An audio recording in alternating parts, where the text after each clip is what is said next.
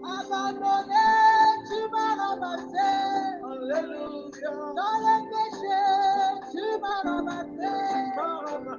Tu es le Dieu qui m'a aimé. Tu es le Dieu qui m'a aimé. Oh, en toi j'ai mis ma confiance. En toi j'ai mis ma confiance. En toi j'ai mis ma confiance. En toi j'ai mis ma confiance. Alléluia, en toi j'ai mis ma confiance. Bien-aimés frères et sœurs en Christ, peuple de Dieu, je vous salue tous au nom précieux de notre Seigneur Jésus-Christ. Voilà que par la grâce de Dieu, nous venons de commencer une nouvelle année 2026. Et bien sûr, nous voulons aussi amorcer un nouvel enseignement de l'année tiré du texte de 2 Timothée, chapitre 3, de 1 à 5, intitulé « Le disciple de Christ face au temps difficile ». Le disciple de Christ face au temps difficile. La deuxième épître de Timothée est l'une des lettres appelées pastorales que l'apôtre Paul a adressées à ses collaborateurs et que le Saint-Esprit a adressé aux églises et à tous les chrétiens. L'apôtre Paul est en prison à Rome, mais l'Esprit de Dieu en lui et son apostolat ne sont pas emprisonnés. Alléluia. Alors dans 2 Timothée, chapitre 3, de 1 à 5, inspiré par l'Esprit de Dieu, l'apôtre Paul présente à son fils Timothée un terrible portrait moral des derniers temps et lui dit ceci. Sache bien que dans la période finale de l'histoire, les temps seront difficiles. Les hommes seront égoïstes, avides d'argent, vantards et prétentieux. Ils parleront de Dieu d'une manière injurieuse et n'auront pas d'égard pour leurs parents. Ils seront ingrats, dépourvus de respect pour ce qui est sacré, sans cœur, sans pitié, incapables de se maîtriser, cruels, ennemis du bien, emportés par leur passion et enflés d'orgueil. Ils seront prêts à toutes les trahisons. Ils aimeront le plaisir plutôt que Dieu. Certes, ils resteront attachés aux pratiques extérieures de la religion, mais en réalité, ils ne voudront rien savoir de ce qui est en fait la force. Détourne-toi de ces gens-là. Détourne-toi de ces gens-là. Détourne-toi de ces gens-là. Parole du Seigneur.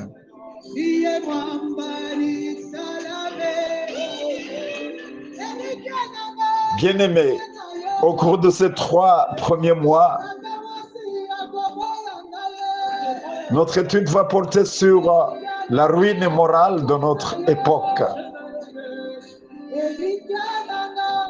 Elle va examiner les indices donnés par la parole de Dieu à propos des derniers temps. Cette étude va certainement dépeindre de façon globale l'état spirituel des gens ou des religions qui se disent chrétiens alors qu'ils recouvrent une forme de piété négative. Ce matin, je viens introduire cet enseignement par la question très courte. Qu'est-ce que les temps difficiles? Frères et sœurs, nous sommes en présence d'un texte bien connu, rapportant des faits qui marquent l'état de notre époque. Paul dit à Timothée, sache bien que dans la période finale de l'histoire, les temps seront difficiles. L'expression temps difficile désigne une période marquée par une sauvagerie des êtres humains que l'on peut comparer à des gens sous l'emprise des démons, des gens si dangereux, inquiétants et brutaux.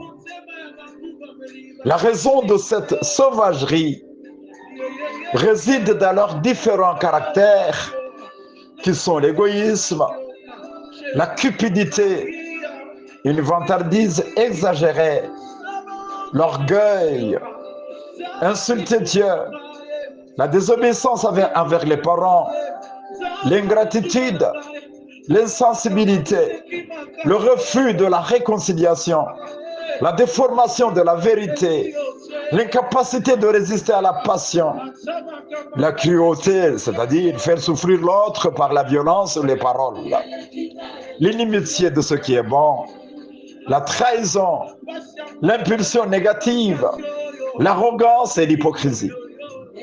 L'apôtre Paul ne parle que de chrétiens recouvrant tous ces traits affreux. C'est dans le monde sans Dieu, l'aspect moral est pire parmi les chrétiens de cette époque. Selon cette parole, il y en a également. Alors, ce terme tant difficile ne nous est pas présenté comme une simple information, mais il nous contraint à porter nos regards sur notre avenir, nous munir des vraies valeurs spirituelles et nous éviter de rester dans un environnement spirituel différent de ce que Dieu veut de nous. Frères et sœurs, aujourd'hui, il semble évident que nous constatons l'égoïsme, la cupidité, la présomption, c'est-à-dire une vantardise exagérée, et l'orgueil. Tout est centralisé sur soi. Frères et sœurs, un égoïste n'est pas un ami de Dieu, mais de soi-même et de ses plaisirs. Il recherche son propre intérêt, préfère sa propre volonté à celle de Dieu et ne respecte plus les choses de Dieu. L'égoïsme est la source de la confusion, de la jalousie. Il mène à l'orgueil, l'indifférence et l'autodestruction. La cupidité est la sœur de l'égoïsme et sa particularité réside dans un désir immodéré des richesses et des biens de ce monde. La présomption, quant à elle, est une opinion orgueilleuse de soi-même ou de ses propres capacités. Elle se manifeste par le fait de se croire supérieur aux autres. L'orgueil installe le cœur de l'homme dans l'atmosphère des résistances. Il nous isole des autres, nous pousse à nous croire supérieurs et indépendants de Dieu. Il rejette l'humilité, mène à la chute et à la destruction. Frères et sœurs, toutes ces choses ne sont pas à donner place dans notre vie, ni à applaudir, car la parole de Dieu en juge tout autrement. Le Christ ne nous a pas enseigné d'avoir de telles attitudes négatives à l'égard de nos semblables, non. À cause de ces choses, là où l'Esprit de Dieu devrait agir, c'est l'homme naturel qui se manifeste et méprise automatiquement la grâce de Dieu. Le conseil de Paul à Timothée est aussi important pour chaque enfant de Dieu. en route vers le ciel. L'Esprit de Dieu parle à nous, les chrétiens des derniers jours. Il nous révèle bien que tout en possédant une forme extérieure de piété, il nous manque la force spirituelle intérieure. Cela veut bien dire qu'appartenir à une église, avoir les noms de baptême, communier à la scène du Seigneur, prêcher la parole de Dieu, parler à langue, prophétiser ou servir Dieu d'une manière ou d'une autre, existe encore, mais peuvent n'être que des formes quand la véritable foi manque, condition préalable à une vraie piété. Frères et sœurs, porter le nom de chrétien suppose porter la vie d'en haut. Si être un chrétien, c'est vivre contrairement au principe de Dieu, alors là, le christianisme est dépourvu de la vie du ciel et de véritables valeurs chrétiennes. Celui seul qui veut suivre fidèlement le Seigneur et le servir, celui seul qui désire être un vase utile à la gloire de Dieu, doit se détourner de tous ces mauvais comportements cités en 2 Timothée 3, de 1 à 5. Mon frère, ma soeur, si tu choisis t'y détourner, cela signifie que tu te décides à ne plus t'associer avec le mal, à te séparer manifestement d'avec tel ou tel péché, en fermant la porte de ton cœur à toutes ces antivaleurs. C'est le moment pour chacun de tourner son attention vers l'avenir. Le moment de comprendre que le temps de la grâce touche bientôt à sa fin. Dieu veut que tu sois un chrétien spirituellement mûr dans ces temps difficiles où je viens de décrire si haut. Des temps difficiles de la ruine morale.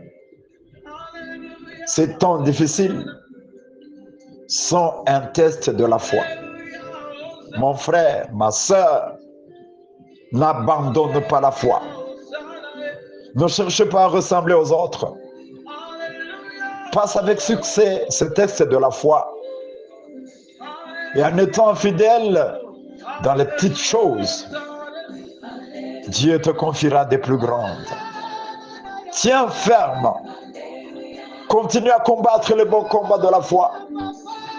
Lorsque viendra le temps de la moisson, tu te réjouiras. Dieu récompensera ta foi et ta fidélité. Le prochain dimanche, dans la suite de cet enseignement, nous verrons l'influence de l'esprit des derniers jours dans la chrétienté. Soyons tous bénis au nom de notre Seigneur Jésus-Christ. Amen. Alléluia.